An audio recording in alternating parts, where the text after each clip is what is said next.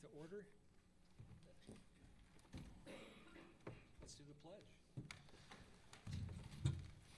Pledge allegiance to the flag of the United States of America and to the republic for which it stands, one nation, indivisible, with liberty and justice for all. Please call the roll. Alderman Strelchek. Alderwoman Tlaco. Here. Alderman Meyer. Here. Alderman Hancher. Here. Alderman Bach. Here. Alderman Parrish. Here. Alderwoman Schneider. Here. Alderman Gebhardt. Here. Mayor Herben. Here. First up, well, staff's going to run us through the presentation and the overview. So Administrator Jones will lead us through that. We'll get help as needed from others. And then, for those of you who haven't done this before, we have everything listed out department by department. We're going to go all through that in painstaking detail. Just kidding. Hold on, let me If there's take any notes. questions, we can dive into each of those areas as needed, but, they're just on the agenda, so we're allowed to talk about them. That way they're on the agenda. So with that, take it away, Will, and we'll see where the questions go as we progress through the material. Thank you, Mayor. Thank you, members of the committee. We threw a lot of reading material at you late last week. We not only have tonight's Appropriations Committee meeting, we have a council meeting tomorrow with several meeting agendas with some robust topics of discussion. And then we have National Incident Management training on Wednesday night, many of which you will be in attendance as well. So we appreciate your attention to the information that's being presented and put in front of you throughout the first part of this week. I also want to thank all the department heads who are here in attendance tonight for all of their attention and detail to the work that has culminated in the budget before the Appropriations Committee. There was a lot of work, a lot of discussion, a lot of meetings that occurred, and certainly budgeting, as we all know from our respective professions, is not just a once or twice a night, a year type of exercise. It's not a 1 month or 2 month exercise. It is a year-round exercise. Budget development certainly is a phase or a season within the calendar year, but there's also budget administration, which goes on throughout the fiscal year. And our departments and their respective staffs do a tremendous job of managing the public's resources here in Mequon in a very responsible and stewardship fashion that we can all be proud of. And, you know, there's the budget reporting cycle as well. As soon as we get through with the budget process, the finance department will be kicking off preliminary field work for the audit, which will serve as the capstone to fiscal year 2023 once we hit the end of December. So, budgeting is a big part of what we do. It's a big exercise, but it's a never-ending process. And through that lens, that big picture lens, we'll take a look at the budget that's before you here tonight for fiscal year 2024. And as I would look at it, it's very much a macro budget. You know, if you think back to those economics courses you may have taken in college, microeconomics and macroeconomics, a lot of what we do here in Mequon relative to budgeting would fit more into the category of microeconomics. But a lot of factors and considerations that have been brought to bear here this year as we've gone through our development process are of more of a macro nature or a larger economic perspective. Overall, the budget is up just under 4% for the year, and a lot of that's being driven by what happened at the state back in Madison earlier this year in the spring, whereby $590,000 of new revenue was approved for the city of Mequon through an increase in the state shared revenue allocation. The budget also prioritizes wages, benefits in a tight labor market. Unemployment continues to be very low.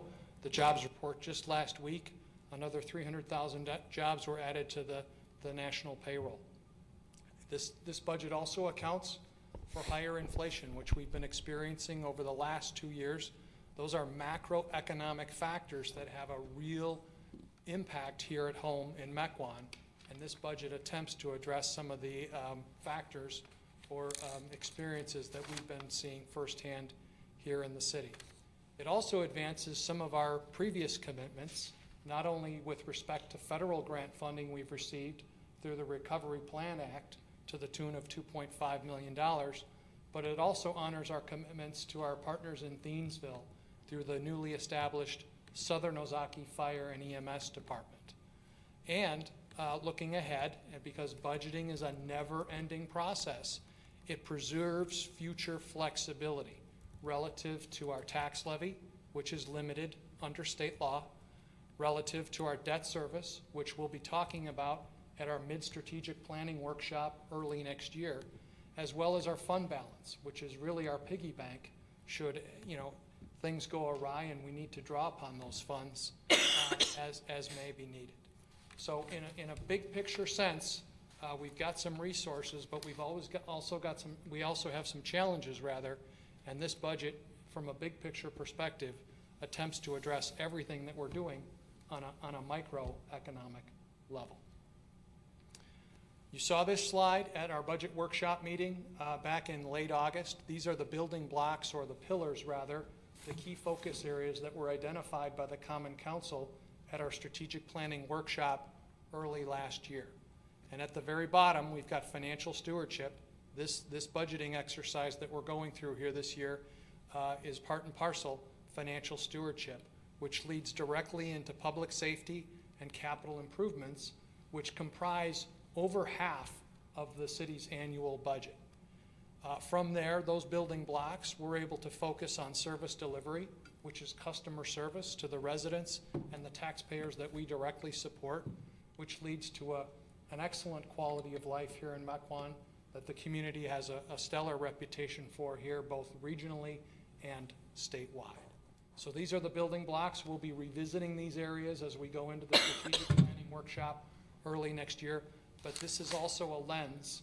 When we drill it down and bring it more locally, this is the lens which we look through to develop the priorities and the spending that you'll see in tonight's budget plan. So quickly, I'll just run through some of the highlights, and then we'll get into a broad overview of the revenues and the expenditures. We'll walk through some more details relative to the fire department budget and capital spending, and then we'll wrap it up and open it up for questions, conversation, and discussion. As noted in the transmittal letter that laid on top of the budget document that went out on September 29th, we're adding an additional firefighter paramedic through the Southern Ozaki Fire and EMS Department. There is money in the budget to update our parks, our comprehensive parks plan for the next 5 years. We're expanding our flock camera system by 33%. We're also including adjustments to certain employees' pay and compensation relative to the compensation study that was completed early this year. The Southern Ozaki Fire and EMS Department is assuming all of the fleet maintenance costs in line with the intergovernmental agreement that was approved last April. And we're also increasing parks funding on an annual basis by 50%, or $25,000 over the $50,000 that's historically been in the budget over the last number of years. On the revenue side, and as we talked about during the budget workshop back in late August, the state restricts the amount by which municipalities can levy or adjust their levy to net new construction on an annual basis. And for 2024, as we recounted, this is up by just under 1.2%. And of that 1.2%, 160,000 is going to the general fund budget, and another roughly 70,000 will be allocated to the sewer budget in accordance with their levy requirements. As was also recounted at our workshop meeting last month, we have excess levy capacity of about $250,000. So if there is anything else that the council, or the Appropriations Committee rather, is seeking to add back into the budget tonight, that opportunity certainly exists. I would argue that in a year where we're getting a rather substantial sum from the state, in terms of new shared revenue. This may not be the year where we need to raise taxes or raise the tax rate, because we have the use and the leverage of those new funds from the state. But that's certainly a decision for all of you to think about as we walk through tonight's discussion. Preserving that excess levy capacity may come in handy next year or a future year where we have less available revenues through net new construction. Building permit revenue, as was recounted in the budget document, has been reduced by about $100,000 or 10% of permit revenues based on a slowdown or a decrease in permitting activity, which is directly correlated to the next bullet point, the higher interest rates, which we've seen over the last 2 calendar years. We've made some adjustments, we think rather conservatively, on the investment income side, and we'll realize or be able to offset some of that reduction in permit fee revenue next year. We're also staying true to the ARPA spending plan approved by the council last November and reducing that amount of money by $135,000. So we're taking it down to the planned amount of $65,000 for budget year 2024. After next year, we will not be able to use those funds, or we will not recommend programming those funds for future use within our operating budget. As also noted at our workshop meeting, there's a fee review underway of our comprehensive fee schedule. The Finance and Personnel Committee took a first crack at that at their meeting last month. They're teed up to complete that review tomorrow night with the Police Department, Public Works, Parks, and the Finance Department. So those recommendations, which are rather targeted in nature, will be coming forth as part of the budget package that you'll vote on and likely adopt at our meeting in November. So here's just an overview, and this is taken right out of the transmittal letter within the budget of the major revenue sources. You have taxes, state revenue, intergovernmental revenues, licenses and permits, public safety fees, and other revenues and interest income. And as you can see, intergovernmental revenue is going down by about $200,000. That's attributable to the reduction that I just talked about in ARPA funding of about $135,000. And we saw another reduction in the local highway aid that the state is giving us to the tune of about $68,000 to $70,000. So we're seeing a reduction there. The increase in state revenue, state shared revenue in the second line is more than offsetting that number. In other revenues, Jennifer, what is that increase attributable to? The other revenues The line. 220,000? Is that the pilot agreement? That would be the pilot agreement, yes. As was noted in the transmittal letter, Newcastle Place, which has a value, a real estate value of about $64 million, recently received an exemption, a real estate tax exemption. And so as part of the development agreement that was approved by council in conjunction with their plans to expand some residential housing units there, a pilot agreement has been negotiated and executed to offset the loss of tax revenues that they previously paid. So if you look at the taxes line item at the top, where we're seeing a slight reduction, and the other revenues, where we're seeing an increase of $220,000, that payment in lieu of tax agreement, which will go into effect next year, offsets that reduction in property taxes that they used to otherwise pay. So that's really just a snapshot of the revenue picture. All in, we're seeing an increase of just under $700,000. Hey, Will, Yes? can you just elaborate quickly on Newcastle? Is that, it's 20, so you're saying about $24,000 a year loss in tax revenue because it's going to nonprofit? Or what was, No, I think that. What is the that loss of tax delta, revenue? That accounts for net new construction going up and then Newcastle coming off. And Newcastle was about the 220. So the net of that, The A net year new was construction was 220? like, yeah. okay. So we just took $1 out of the tax's pocket and put Yeah. it in the pilot. Well, that's too bad the pilot's not even gonna be a drop in the bucket compared to the loss in tax revenue, so. Well, it's, No, it's one for one. It is one Is for it one. one for one? Yeah. Okay, great. Yeah, we're offsetting that change, and you're just seeing Different a line item. change in the major revenue categories in terms of where that income, or that revenue rather, is being realized. Thank you. On the expenditure side, we talked a little bit about health insurance premiums and the marked increase that we were seeing from the state at our workshop meeting back in late August. Thankfully, the increase was not as high as originally advertised. I think the number that was being floated in August was closer to 15%. All in, the municipalities here in Ozaki County will see about an 11% across the board increase, which is leading to $150,000 worth of additional expenditure in that category across all budgets, or all divisions within the general fund budget. As noted, nearly all compulsory expenses have been included for 2024. These were compulsory or necessary items that all of the department heads identified as needing to be included in the budget.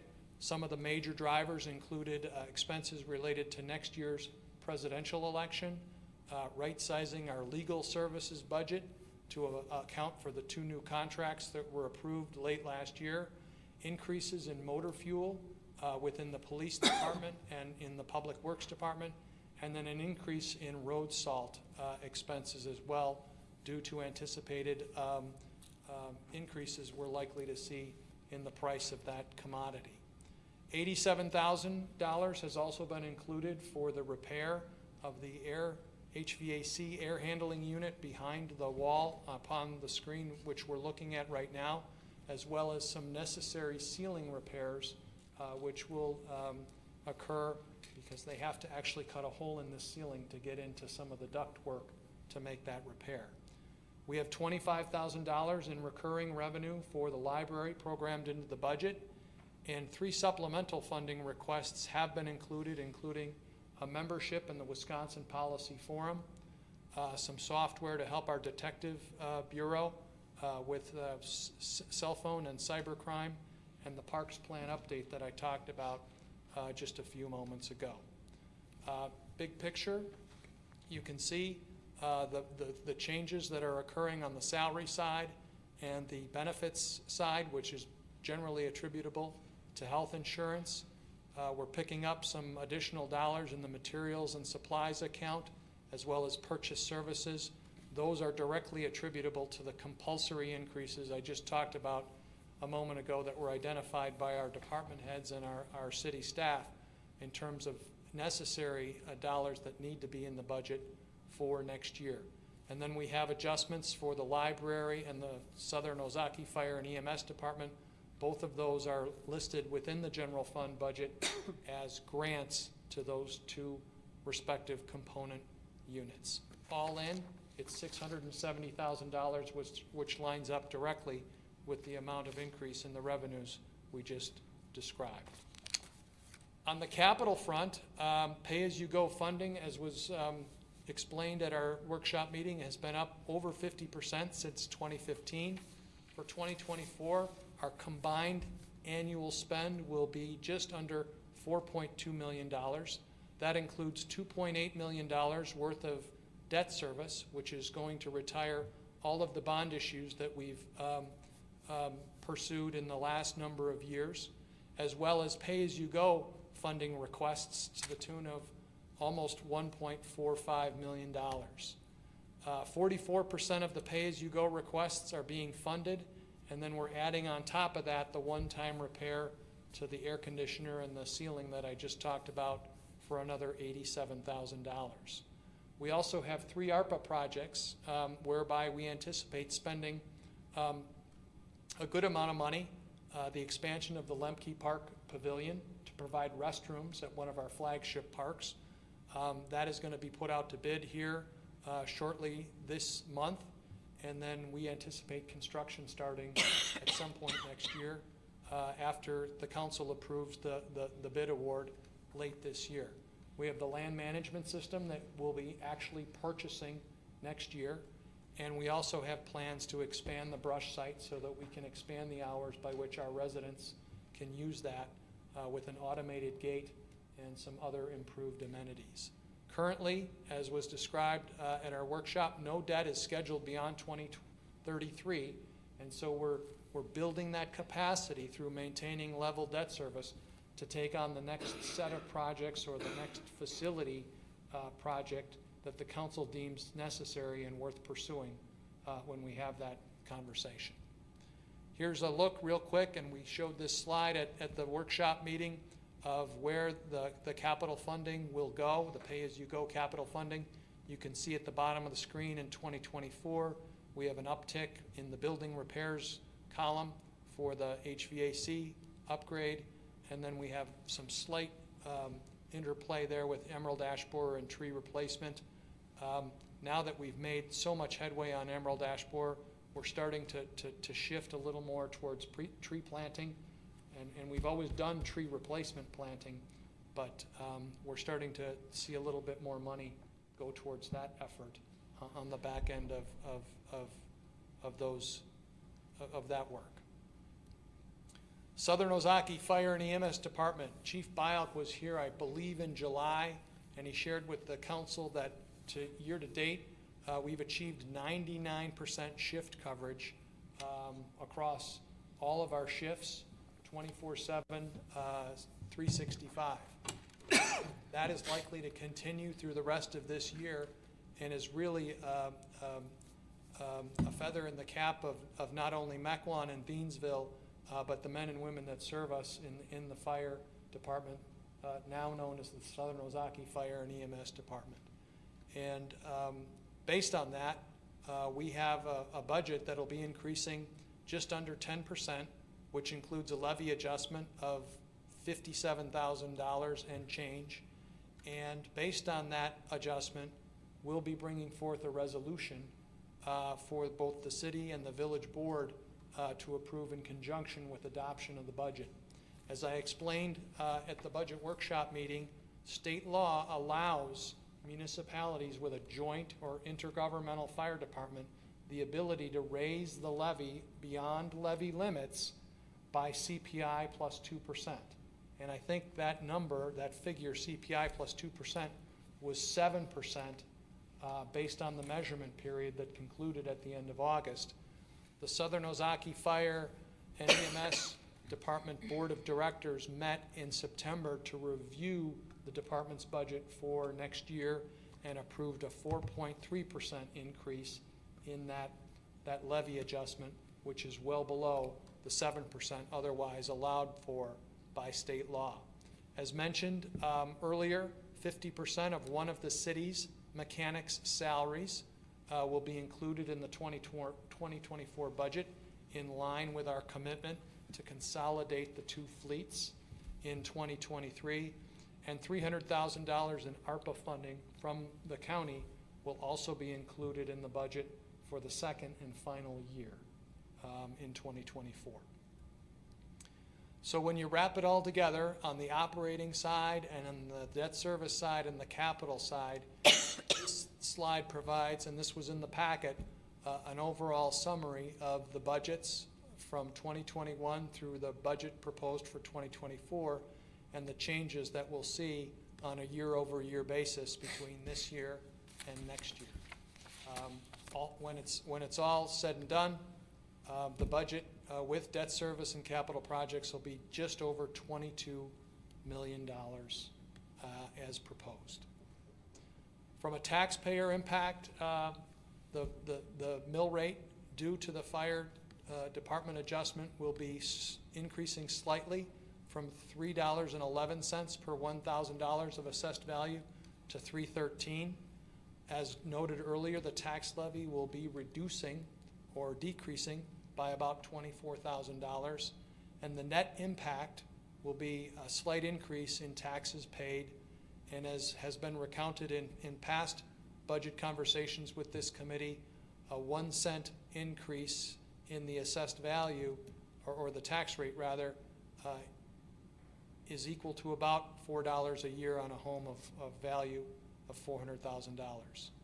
Additionally, as we move into considering any additional spending, 1 penny added to the tax rate allows the council, or the Appropriations Committee rather, to add in an additional $53,000 worth of resources to the budget.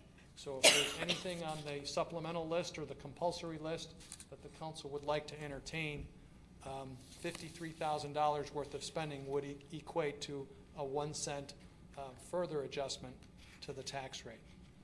Director Engroff is still awaiting state manufacturing values, so these tax rates are what we think are really good estimates, but we'll know more probably in the next 3 to 4 weeks, Jen? Yes. And so we'll be able to finalize the tax rate likely before budget adoption in November. And then the sewer levy, we're going to talk a little bit about that at tomorrow night's Sewer Utility District Commission meeting. That's to be determined pending the budget meeting, which we now have a date for. So when you wrap it all up, and this kind of goes back to what I was talking about earlier, budgeting is a never-ending process. We had a number of objectives for 2023, which we were able to see through. That included increasing the amount of shared revenue that the state provides to not only Mequon, but municipalities across the state. Previously, the city had been on record from a policy perspective of being in favor of eliminating the personal property tax. We had sent letters to our legislators, and that came to pass and will no longer be in effect starting in 2024. Staff was able to complete a budget review with the library staff, and we shared those recommendations at our workshop meeting in August. As I mentioned, we're going through the fee schedule update, and there are also adjustments to the pay plan based on the compensation analysis completed earlier this year. In 2024, we're going to be doing some debt planning for our next facility projects. The finance department is going to be leading a review of our impact fees, which have not been looked at in a number of years. As I was discussing with Alderman Parrish earlier today, we're looking to negotiate a new joint library agreement so that we can establish a clear funding formula on a going forward basis between the city and the village and the library, and it's not left to just the whims of the budgeting cycle on a year-over-year basis. We're also going to resurrect a long-range financial plan that was originally developed by former Finance Director Watson. With some of the staff turnover we had in the Finance Department in the last couple of years, we've had to kind of set that aside, but we think that's a good planning tool for the council and the staff to have at our disposal as we talk about long-range planning, both from a capital perspective as well as an operating perspective.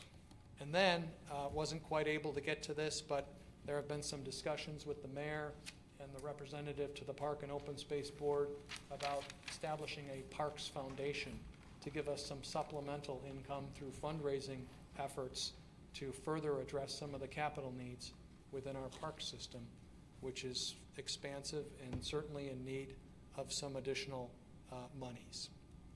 So, with that, staff has prepared a fiscally responsible budget that accounts for wage, insurance, and retirement increases as we set out to do at our workshop meeting back in late August. We've addressed a number of necessary increases identified by the departments. We've preserved a steady tax rate with a slight increase for the fire department, and this is a planned increase that was part of the IGA that was approved over a 5-year period. And so we're trying to stay true to that plan as well and continue to upstaff where we can. And we're ensuring a stable fund balance and future levy capacity through the document that's before you tonight. As I mentioned, there are other opportunities to adjust spending if the committee deems that to be appropriate. And the next steps after tonight include our meeting tomorrow night. Don't know if we'll need a second Appropriations Committee meeting. We've been able to really get this done in one night over the last number of years. We'll be publishing a public hearing notice on October 26th, just before our sewer and water budget meeting, which is now set for the evening of October 30th. And we'll have the public hearing and hopefully the budget adoption at our next council meeting on November 14th. So, I will stop talking at this point, and That's all Mayor, right. turn it back over to you, and if there are questions from the committee. I think we just open it up for questions. I think it was pretty clear and concise. Right to it, Alderman Meyer. Excuse me, questions on 4.3% on the Southern Ozaki Fire Department. Is that going to be a separate line item on the tax bill? No. That's going to be incorporated with, in our $3.13. Yep. It's not its own taxing district, but the costs get split up for the IGA, and that all comes through the regular taxes. It's accounted for differently when we talk about the levy cap, the levy capacity. It's got a different levy cap compared to the rest of the funds. So it's being tracked separately. Is that something that's allowable to have as a separate line? I don't have an answer for you. But that's something we could look at. It would just be interesting to see that, so how the residents, how they see how the cost of that, we're providing that. You know, to see that whole, I can tell you it probably won't be something that we'll see on the tax bills that go out in December, but we would certainly be happy to investigate that and maybe have a conversation with the county and or any attorneys at the state level that might need to weigh in as to whether or not that's permissible and something we could explore. yeah, I'm not talking about this year, future. Yeah. Future years would be interesting. Okay, happy to do that. Alderwoman Schneider, sorry. I just wanted to make note of something I actually talked to Administrator Jones about today, because when I looked through the public safety section of this, I was surprised that relocating 2 flock cameras, this is on packet page 32, I think, because of the I-43 construction was not included in the budget. And this, I was told, is just an oversight, because to me, that's a compulsory cost. I mean, we don't have control over I-43, and we have to move the flock cameras. But with these 2 flock cameras that are being purchased, somehow this cost of relocating these flock cameras, which is listed on our sheet as $3,000, is incorporated into the budget this year. So I just thought other people might have questioned that as well. So that should have been a different color. It is included in the budget. You took one of my questions. Ah, good. Well, that's why I said it, because I thought if other people might be thinking the same thing. On that point, and thank you for pointing that out, Alderwoman Schneider, the police department is recommending the purchase and installment of 2 additional flock cameras. Right now, we have 6 flock cameras, and we are proposing to go to 8 flock cameras, and each flock camera has an annual cost of $2,500. So right now, we pay $15,000 a year for the flock cameras, the 6 that we have in place. Going to 8 will increase our annual spend to $20,000. And Chief has negotiated a 5-year contract, so that pricing will be good for, I believe, the next 5 years. As part of the I-43 project, as Alderwoman Schneider explained, we need to relocate the positioning of 2 of our existing cameras. That's a one-time $3,000 cost. That is included in the budget. And then there are also installation costs, I want to say in the neighborhood of about $1,500 or so for the 2 new cameras. And so we have monies, both in the operating budget as well as the ARPA spending plan, to account for all of those one-time expenses and those ongoing expenses in connection with this upgrade.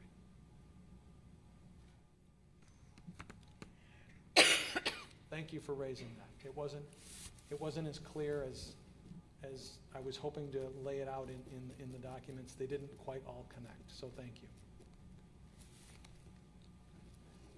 While we've got the map up, I'd like to point out, for those of you who don't know, Concordia has a few flock cameras of their own, and they're funding their own, but they've patched them into our system.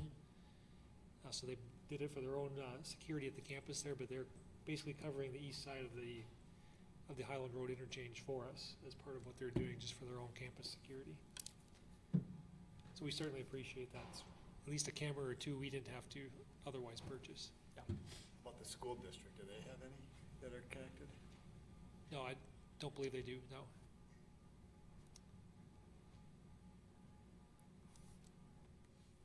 Has a decision been made on where the new cameras are going? Chief, do you want to come up and maybe have a seat at the table? Here.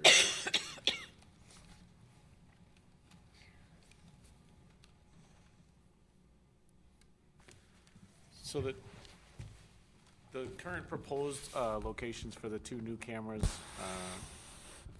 are on the map there. So one would be on the west side of I-43 at the new interchange with Highland Road. So we're hoping that one camera can cover that, since Concordia is covering the east side of the freeway there. And then the second one would be on Wauwatosa Road, going northbound in between, just south of Donges Bay, essentially. And then temporarily, we're gonna take the two cameras that we have to move from I-43 and Port Washington Road. We're gonna temporarily move those, one down where the new ramp comes off going northbound on Port Washington Road, and then over on Granville Road, just north of County Line Road.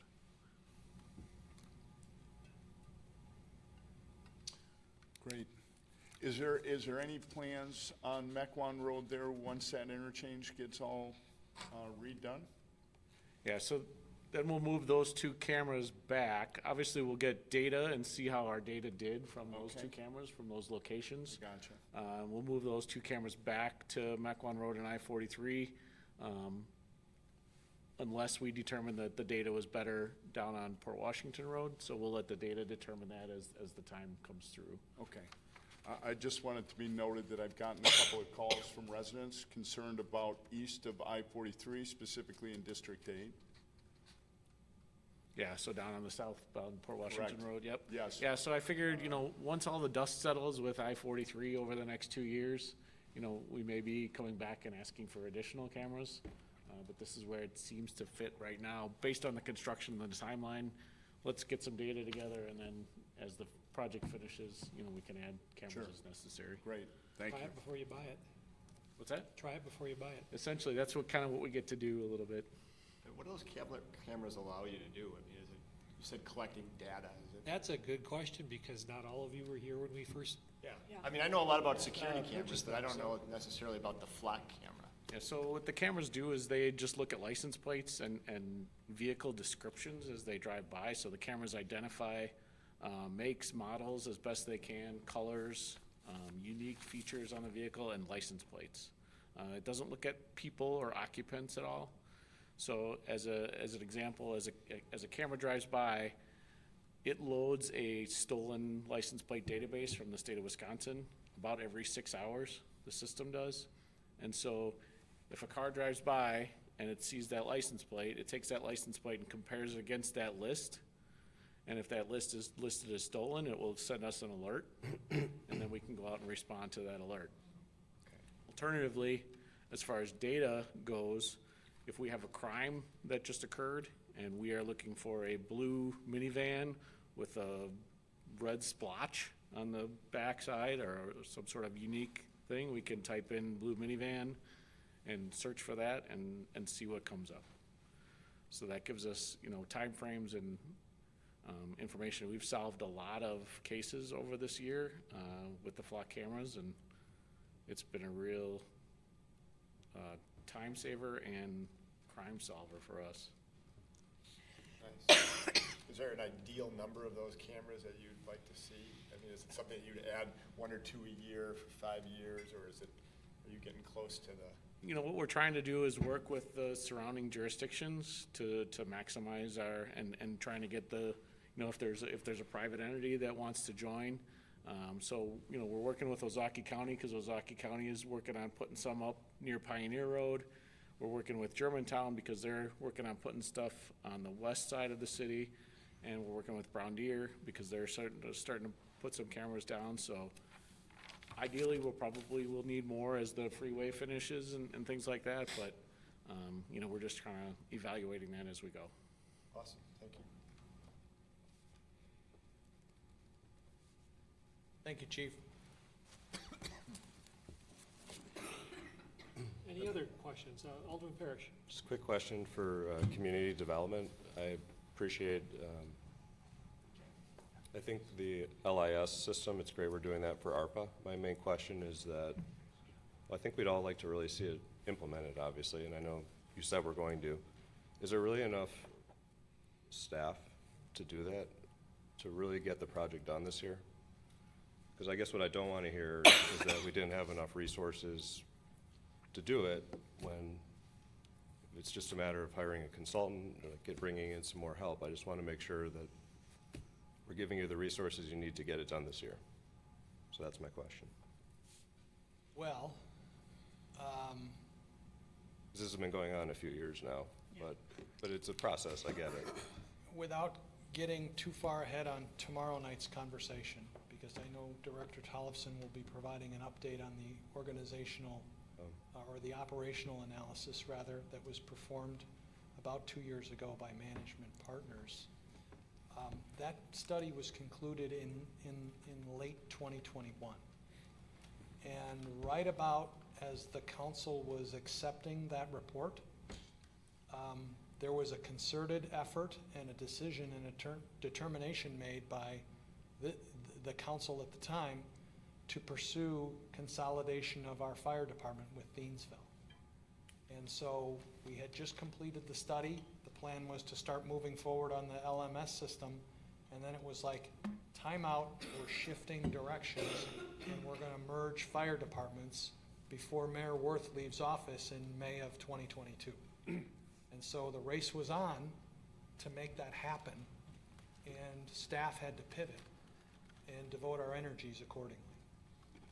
Now that we've got the consolidation in place and we're marching forward on some of the deliverables identified in the IGA, I'm confident that we're gonna have some resources available in my office, in addition to the newly hired IT director, that are gonna bring together the staff members necessary across the organization, engineering, the assessor's office, finance, community development, public works, to lead an effort such that we will be procuring a system and bringing you a contract 1 year from now.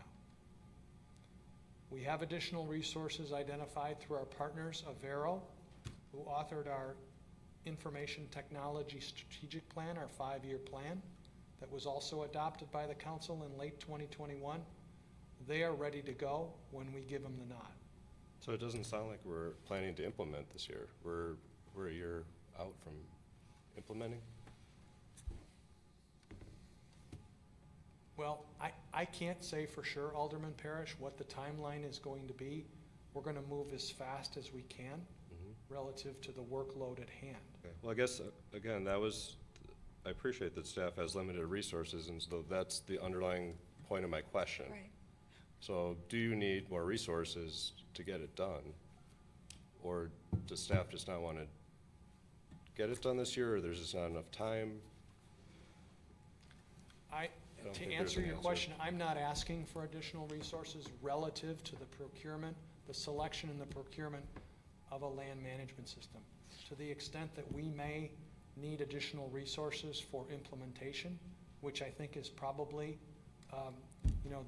the more difficult phase of that overall process, we would likely come back to you and make that request and have that conversation.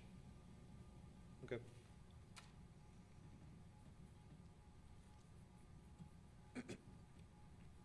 Alderman Bach. Just two quick questions. I think in our public welfare committee, we've been, there's the least it's a future agenda topic, is a community-wide survey. And I don't know if that's something that's gonna potentially happen next year, 2024, or does that have any budget implications for doing a big project like that? Or, that was one question. And then can remind me on the capital side, is there a capital reserve fund that you can kind of pull a lever, so for a major unanticipated expense, how do you deal with those kinds of things, where something happens and then all of a sudden, hey, it wasn't in the capital budget. What levers can you pull to deal with that? Those are my just two questions. Okay. Well, I'll take the first part on the survey. Pursuant to the committee of the whole calendar that was in your packet for tomorrow night, there is a discussion scheduled in December to talk about the community survey on a council-wide basis. Right now, it's in committee at Public Welfare. That's 3 members of the council. There's a plan to have that discussion across the entire council to determine when the appropriate time to initiate that survey is. It's not an inexpensive undertaking, both monetarily and from a staff resourcing perspective. And if there's desire to move forward on that immediately in 2024, I will tell you right now there is not money in the budget, but we do have a little excess ARPA money that's available and that we've used for those type of one-time or infrequent expenses in the past. So that could be certainly a way of paying for that. But there has been no council-wide direction to include monies in the budget for a community-wide survey. Right now, it's at public welfare. So yeah, in addition to ARPA, going back to the broader question of, do we have money in the bank for unplanned things? We certainly do. I think at the end, this budget, if it all shakes out, we'll have about 11% of our operating budget in the general fund. So that's round figures, about a couple $1 million. It's sitting there if we need to pull it. We've certainly used it. That's like the reserve fund. That's just the general fund. There's other capital funds which we put a little bit of money into every year that are longer term capital sinking funds that we saw it earlier. There's $110,000 put into a sinking fund for fire and EMS equipment. We put a little bit of money in every year for that thing, so when it comes time to buy something, we're not always going out and borrowing $1 million for a ladder truck. Things like that. So there's capital accounts and the general fund sitting there to cover things. They're just not part of something like that would be something we'd pull out of ARPA or a general fund, or a combination of both. Got it. Thank you. Alderman Meyer. It is something in public welfare that been trying to get on the agenda in public welfare, just have an initial discussion on them. And for a citywide survey, it just hasn't been able to come about because of the city staff, that coordination of being able to do that.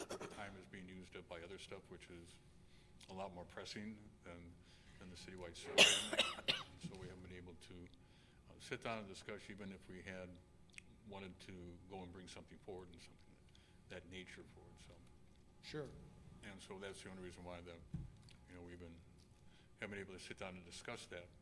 And it's fully understandable with the amount of workload that some of the city staff had to do in some of the reports, and in some of the getting together the survey for salaries and for all that different stuff in that board. So. Yeah. As long as you're asking, and now that we have a strategic plan in place that takes us through calendar year 2025, from my vantage point, the ideal time to do a survey would be in early 2025 as we kick off the process to develop our next strategic plan to succeed the plan which we have now, and that'll expire in 2025.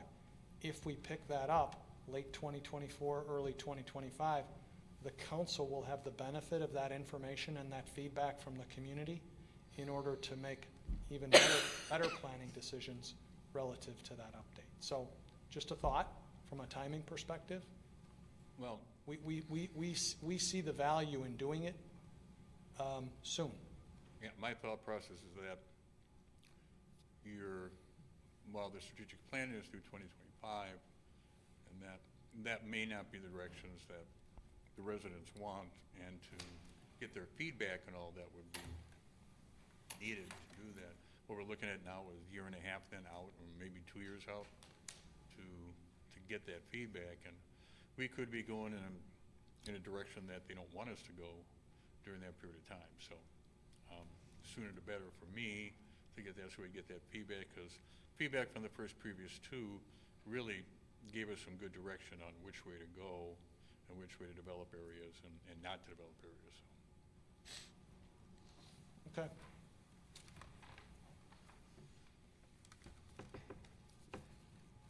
Any other questions? Alderwoman Talaco. I just had a question. Now, is the school, like when the tax bill goes out and if we approve a 2% increase or 2-cent increase, is the schools taxing going up for the community as well? Or do we know what the, like public school and education in Concordia is doing? Concordia? Yeah, for the schools that come on the Concordia tax is bill. private. MATC, or, yeah, I'm sorry, MATC. And the public schools? I don't have any real-time information at hand relative to what the property tax impact will be for our other taxing bodies. I think they are going through a similar process whereby they are finalizing their budgets and their levies in time such that that information can be submitted to the county for the generation of the tax bills, which will go out in early December. We're all on the same schedule. Yeah. So they may be having a meeting right now, I'm not sure. Yeah, because I think Grafton, like in the news graphic came out and they were like lowering taxes due to like new development. And I thought they had the school information as well. So I was just curious what Mequon Thiensville was planning for as well.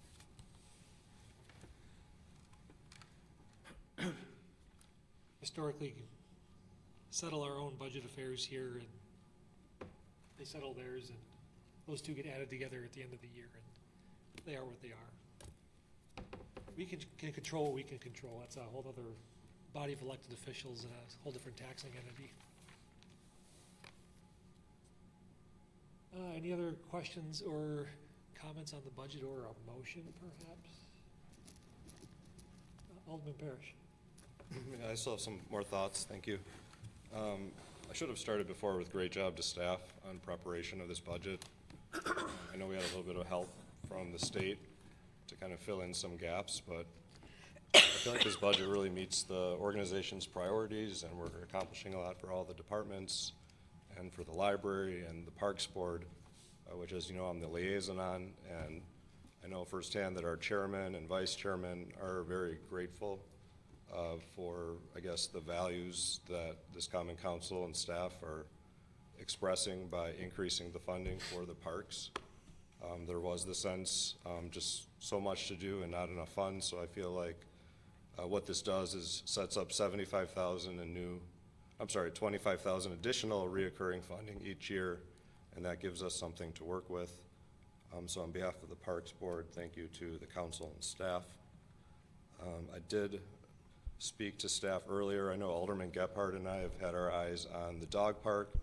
I'm not looking to take us on a tangent right now, but my point is that we don't need to factor in the budgeting for fixing the West Side Dog Park parking lot, because we are assuming that the funds are there as part of our road program funds, if not our drainage funds. Otherwise, right now, I would be looking to add in funding to make sure this got accomplished in 2024. Basically, this resulted from the freeway ramp opening up right across the street from the West Side parking lot.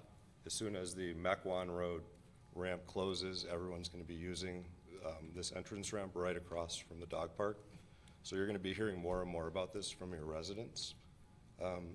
So I'm just updating you guys on this topic because I'm assuming we don't need to factor this funding in, which was confirmed to me by staff earlier. I'm sure they would speak up if they disagreed, so that's why I'm just making statements like this. Who gave you that information? It's just what Director Lundin and, That WISDOT is gonna do it? no. We typically handle parking lots out of the road program. Yep. We don't know what the So we plan have is. a- It might be Can you just expanding the speak to lot or. that, Kristen, if you don't mind?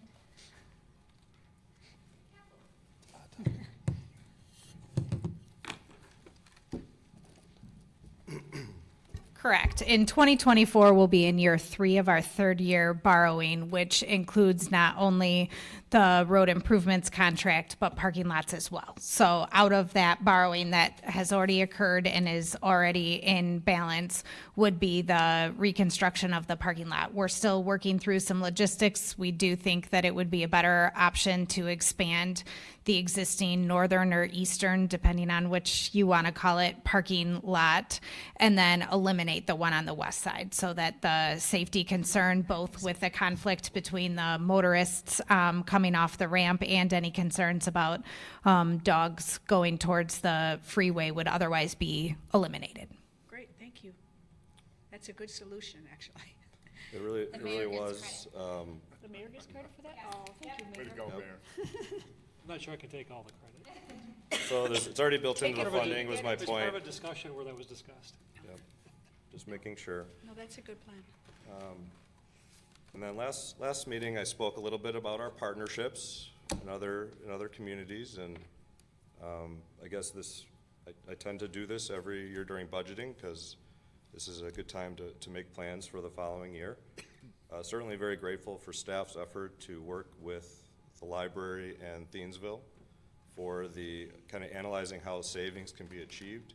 And at the last meeting, we asked for the fiscal agent fee to be waived on behalf of Thiensville, that they're charging the library. It's about $8,000 a year, maybe $9,000. So I'm not sure, I don't think there's an update on that, but it kind of goes into my point. I went and looked online today. The Thiensville released their budget, and certainly not voted on. I think they're there tonight discussing this. They are only looking to increase their library budget by like $600 for the year. We are increasing it $25,000. And this year, we will be going up to 91% of the library funding because of our increase. And a result of their $600 increase, they're going to be going down to 8.96%. From 9.1%. Oh. So either way, SOFD funding, Thiensville does 15%, 15.5%. So we're below 9% for the library. We're just giving an extra 25 because we're generous and we support the library, and I still think we should. But it just underscores the need for the library agreement to be a more fair, equitable solution, and that it times out better with the budget so that we know what they're gonna give and they know what we're gonna give. The library gives one request and each organization gives their percentage. It's not this guesswork. Can I ask a question related? Yeah, absolutely. I'm still not entirely sure. I know that there's several different ways to calculate how we're gonna fund the library. And I thought one of the ways is based on assessed value of the community, how much circulation your folks use from how many books they take out, let's just say, from the library, et cetera. So that those variables are used to come up with a dollar figure. And so is that why we're different? Is that because can you just explain to me, I guess, how the formula works? You know, the library director's here, maybe you wanna answer, you wanna, Or do you know, I Jim? can start, and We're certainly not doing it that way anyone because else it's can a lot chime more in. expensive. Okay, you wanna do it the more, so are we just we doing could fund the it In fact, we more. don't have the levy we're doing the capacity to do it that 3-year way. average thing? We've been doing the 3-year average historically. Now, that changed last year when we funded, I think it was an additional 42,000 or so. 46. It was 46, but it was 42,000 over and above what we were required to do per the 3-year average calculation. And now with this year, with the incremental 25,000, it's, more like 56,000 that we're funding over and above that 3-year, because the 3-year average This year is, 1.075 million, so, and we're 56,000 So and this a is half really over that. Really another mess created by the state of Wisconsin, where they have these ways you can pay for shared libraries, and you gotta pick one of them. Equalized value is the other Yeah, other option on the left-hand side there, which we historically have not followed. So we end up using the maintenance of effort one, because it's far less expensive by a long shot, but what it doesn't have is a cost of living adjustment programmed into it. Right. Just like shared revenue didn't have a cost of living adjustment programmed into it for all those years. So this is where we are this So year. would Thiensville just be doing their own 3-year average, so that since we increased ours 1 year, we're up on our 3-year average? I think they Thiensville is meeting hold- tonight, Yeah. so and their meeting started at 6 o'clock as well. I don't know that we have any definitive information from what they're doing or what they're including in their budget. But they're under the same construct as we are, presumably, the 3-year average Well, construct. They are, but that determines the minimum. Oh, okay. This is, Last year voted to pay above and beyond that, because it had been like 10 years with it, no Gotcha. adjustment basically at all. this is what we have in the budget this year. Per the maintenance of effort formula, this is what we could take it down to for next year. But rather than going backwards, which is the 3-year average, which includes this and the previous 2 years, staff is recommending that we increase the budget by another 25,000 to get us to this number. Now, the formula you referenced, Alderwoman Schneider, relative to assessed value and circulation, would require us to pay this amount of money. I don't know that this is in the cards or has been in the cards for the city for a number of years. That would be all of our increase and then some. No, that would be huge. I got that, but I was just trying to figure out, because I'd read about that one, how we ended up being asymmetric with Thiensville, per Alderman Parrish is concerned. So it has nothing to do with circulation, I got that. Okay, we're just doing the 3-year average, and we just decided that, given the fact that this has been flat for so long, and that everyone's costs have gone up, to contribute more last year, and that makes sense. They went through a compensation, a portion of the compensation analysis that we conducted. They are subject to the health insurance increases that we're seeing. To take their funding down or to keep it flat, I don't know that we're helping our library manage their expenses in a responsible fashion. Staff is proposing that we give them $25,000, and hopefully Thiensville, through the fiscal agent fee and/or some additional revenues, helps them to close the gap on their expenses for the next fiscal year. It remains to be seen, and we'll probably know more this week. Okay. Is there any kind of, on these joint Mequon, Thiensville kinds of things, is there any like pre-budgetary discussions with their finance people to say, hey, what are you doing with the library? What are you doing with the, these joint areas where you say, hey, our meetings are coming up? Yes. Is there some of that? We had 6 meetings, as you'll recall, as part of the budgetary review process Oh, yeah, that the kicked library. off back in March.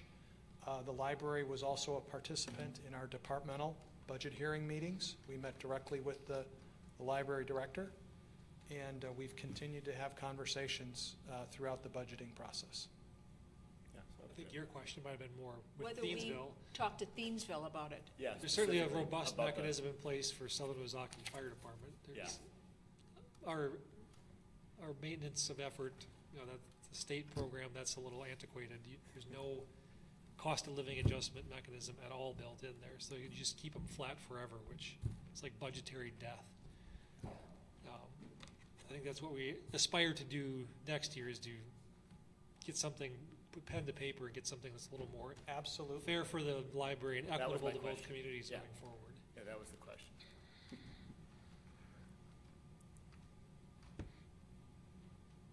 You can do 0% a couple of years in a row, but it's just, you've done budgeting before at university school, it's just, you can't hold that forever, it just, the rest of the world keeps on moving on without you.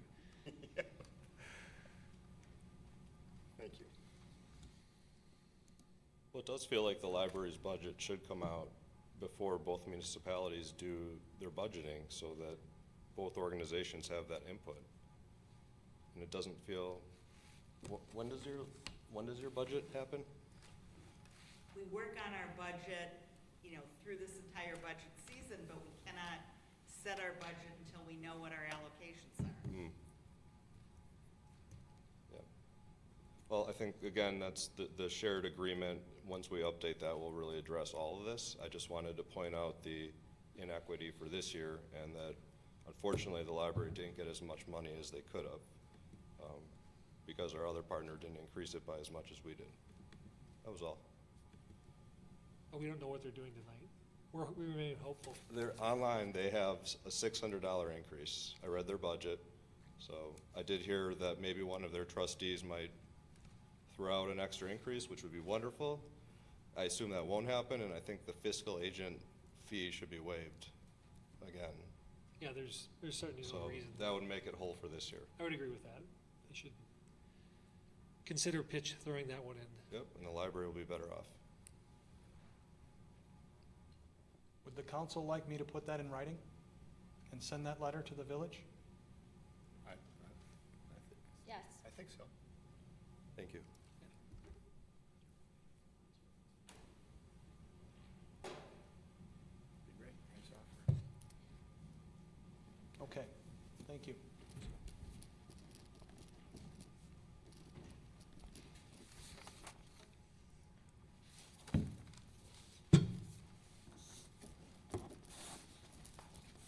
We could perhaps point to the fire department agreement where we're the fiscal agent, but I don't think we're charging it all back.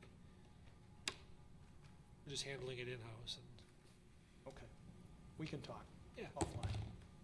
I don't want to write the letter here. We've got a busy week. There may not be another time to write the letter. Any other comments on the budget? Good discussion. Or a motion? Alderman Meyer. I was going to wait for the section where there was an adds or subtractions inside or this appropriate time to. I think we're there, yeah. Over there. So, one of the things I did talk to Will a little earlier about, and I did talk to the chief and mentioned it.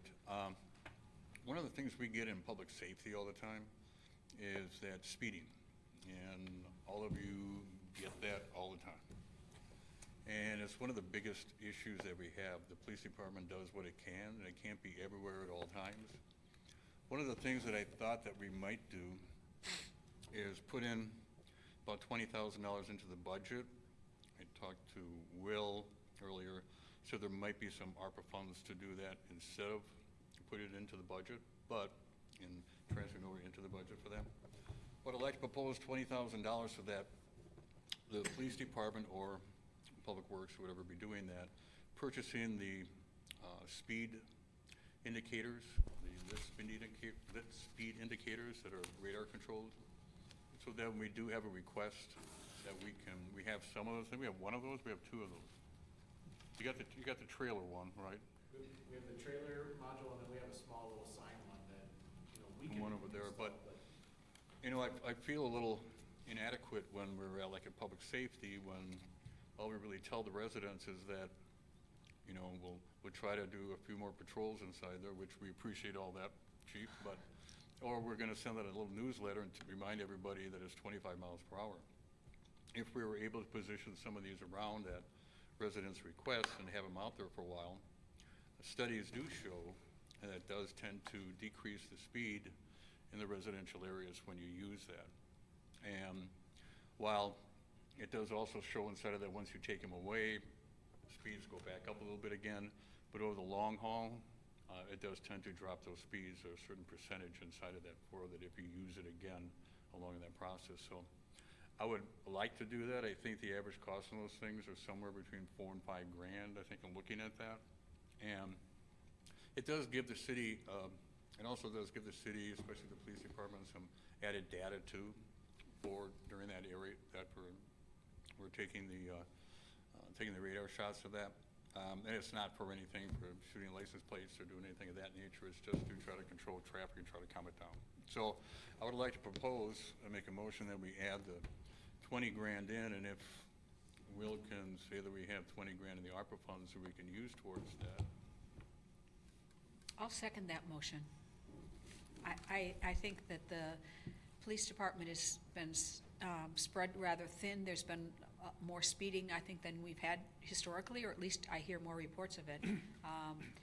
And they do directed patrols, but they, like you referenced, can only be in so many places, and I think they can only stay there for a brief period of time. I don't know that they have a huge effect. I think this would be a kind of a force multiplier with a fairly reasonable cost, so I think it's worth adding. How many are there now, and would we really use all of them if we were to make this I expenditure? think I think we have one trailer, and then we have one small one. And how much is each one? They're between $4 and $5 grand. 4 to 5 grand. Okay. While we're on the topic, I did put this on a request for the Mequon Thiensville Community Foundation as a potential donation item for a couple of these. So you want Who 4? knows if that'll happen? That's variable, and So, you know, We'll work I together. don't have a number in my head. This would have to be a cooperation between myself and DPW, because obviously these types of signs we wouldn't be able to, and the police department wouldn't be able to install and move. So I guess, you know, what we would like is we can certainly manage as far as complaints can be routed to us, and we can try to schedule where they would go, but then I'd have to go over to Kristen to figure out their schedule and see how, you know, how long we would put them, and you know, what would be, if there's any basic requirements or specific policy direction as far as, you know, who gets it. Because there will be a list of people probably a mile long. Right. So I don't know if you would have to establish some parameters to say, you know, it's gotta be on a street that has X number of traffic as opposed to, you know, one small subdivision street. You know, those are things I try to balance now when I'm moving our little speed board around, and it takes a lot of effort, so, you know, I think I think they do work. I would definitely agree with that, and I think it would help. I just don't wanna be, you know, subject to the whim of whatever, so some sort of direct policy from you guys to help us locate those things. You know, we can certainly manage the program, but parameters to operate I heard under, a I guess. request for 20,000 and a commitment by public safety to develop a policy early next year. Do you want to weigh in, Public Works? I was just trying to pull it up. When the mayor mentioned for the Mequon Community Foundation, we did look into some options. I just want to maybe not be the naysayer here, but there are some limitations for power. And so obviously there could be some increased expense if we have to look at the solar powered ones. And that also makes it more complicated to install, not impossible or impractical, just more complicated. But I signaled the request for a policy going up because otherwise I think some neighborhoods will just constantly request them to otherwise stay in place. So I do think that there should be parameters established for both how the request is made, how long they would be, whether or not there's any limitations on the frequency under which they can be requested, so that it's not just the fight for them throughout the year, that there's some metrics set up for how and where they would be considered to be placed. Good item for public safety. Yeah, we Yeah. can put that on there, right? That would be a good discussion topic. You do that, and you can have that subject to a policy before implementation. And there are options, but at least the one that we had up there is 4,500 for one unit, so Is that solar or not solar? that's solar. Solar, And you definitely have to go with the solar-powered ones, so. yeah. Yeah, I mean, there are many locations in the city where there's not otherwise power to be able to get it, so. Pass along the email, but I found lots of cool mounting hardware that goes right on the existing posts. That was too far down the weeds to keep going with. Alderman Talaco. Just a question, is I think it's a great idea. It's the number one complaint that I've received in my short tenure here. Does parking an extra police squad, is that more cost-effective and easier also to do? Because it's used quite frequently, I know in the Florida Keys especially. A lot of times I see the first responder and everyone's going 40 down Mequon Road. So those are like other effective ways to help control speed while, and possibly a little bit more cost-effective than people going, well, I want one in my neighborhood. Could that be another option?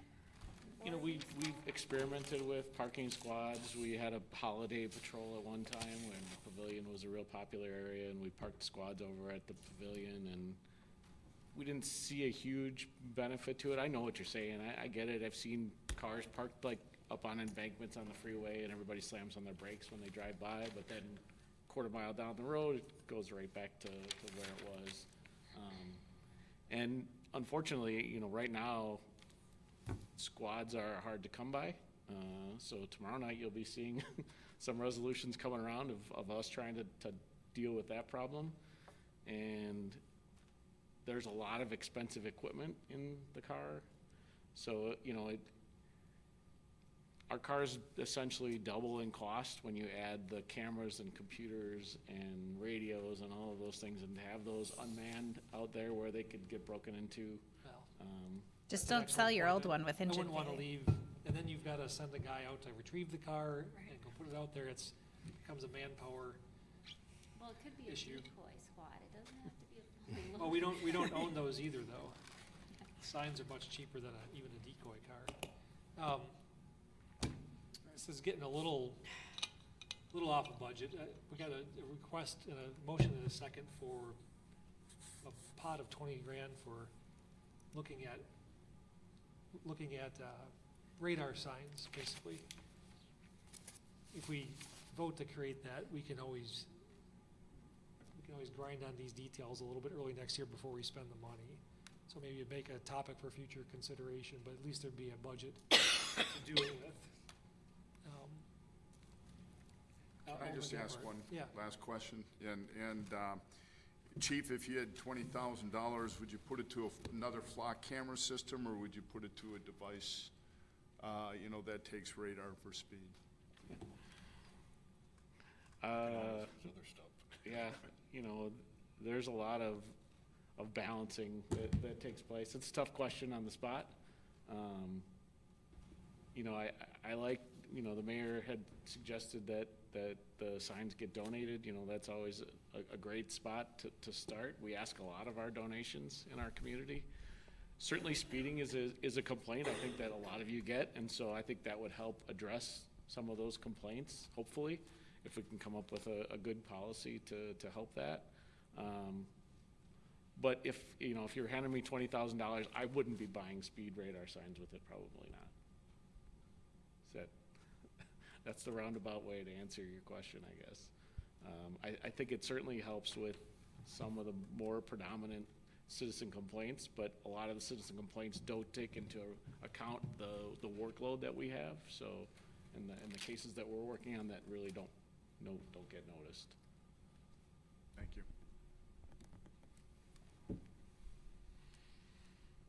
Well, we have a motion and a second on a potential amendment to the budget.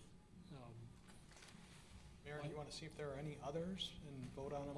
Yeah, we can vote on them individually or in total. Why don't we, Don't well, individually, why not? yeah, we'll just line them up and knock them down. I wouldn't mind having that one separate, to be Yeah. honest. Okay, This one separate? Yeah, yeah. Are there others?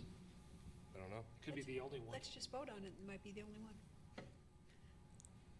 Let's call the question on just that one item, and then we'll open it up for any other items. I Question, just wanted Alderman a Solaka? clarification if we were gonna, vote on your motion. Alderman Meyer, do we have to specify specifically that we'd be purchasing these radar cameras, or could it be allotted $20,000 towards the deterrence of like speed? Speed Like enforcement deterrence to, solutions. like, yeah, so that if maybe we could come up with, if if the police chief felt like he wouldn't necessarily spend that large sum on that specifically, would there be other options that we could also then allocate that money towards as far as solving the issue? Well, I guess there's always other options that you can do stuff through. I just thought of this because of the fact that every person here continually gets the residents, and continually see it over at public safety and that they're talking about speed.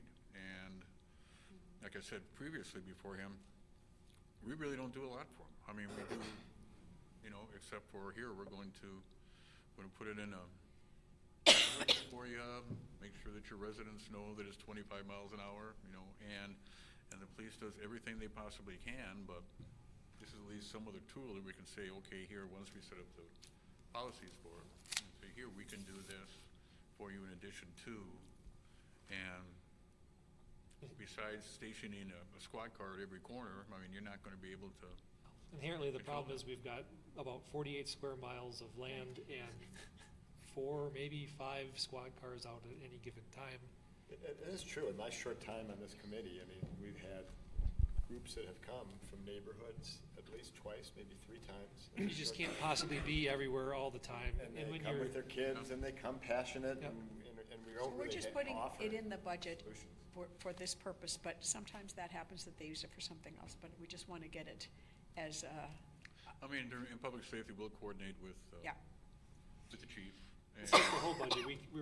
It's built up of a bunch of things. We're committing to spend the Yeah. dollar amount. What we spend it on could change a little Yeah. bit. Yeah. Well, So, last November, in conjunction with approval of this year's budget, the council adopted the ARPA spending plan, which is included in your budget as Exhibit D to my transmittal letter. This document is going to change if we approve the $40,000 to update the Parks Master Plan.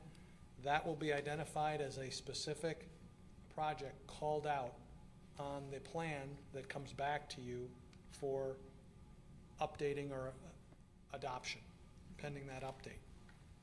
This year, the police department had $15,000 for a phone recorder that was also called out as part of the ARPA plan.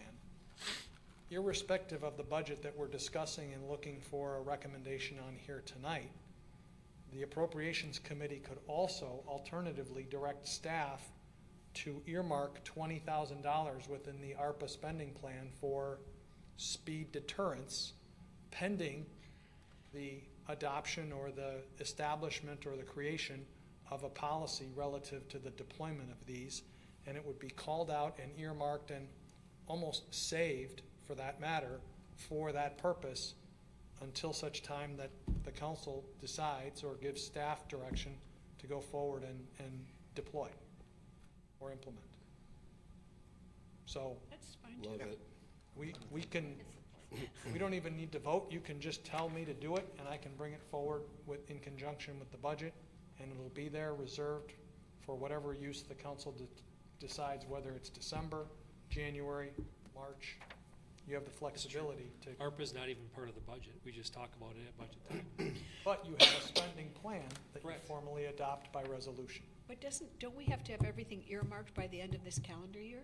next calendar. Next calendar year, and Yes. spent by 2026? Correct. Oh, so next calendar, thank you. Okay, so we have time to move it around a little bit. Thanks. So, Still would maybe to have it go more on record with the fact that the common council was directing to set aside the $20,000 opera funds. We can vote on the direction, Yeah, Yeah. let's do that. that's fine. right? We'll vote on the direction. All right. Any other comments before we call it to a vote?